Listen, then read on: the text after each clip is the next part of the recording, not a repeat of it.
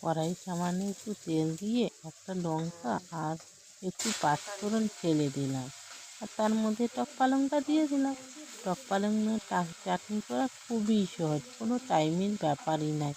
2 মিনিটেই টক পালংয়ের চাটনি হয়ে যাচ্ছে। তো দেখো, একদম টক পালং সেদ্ধ হতে কোনো লাগে না, সেকেন্ডের মধ্যেই টক পালং সেদ্ধ হয়ে যায়। হলুদ লবণ দিয়ে দিলাম, আর একটু নেড়ে চেড়ে এদিক ওদিক করে নিয়ে নিলাম, আর সামান্য একটু জল দিয়ে আবার একটু ঢেকে দিলাম। ঢাকা দেওয়া মাত্রই টক পালং গলে একদম মোম হয়ে গেল।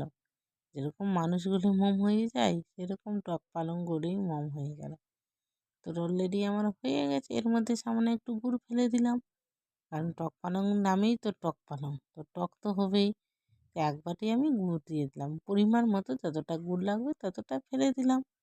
এবার একটু আবার নেড়ে চেড়ে দিলাম এদিক ওদিক করে, একটু হাত পা নাড়িয়ে চাড়িয়ে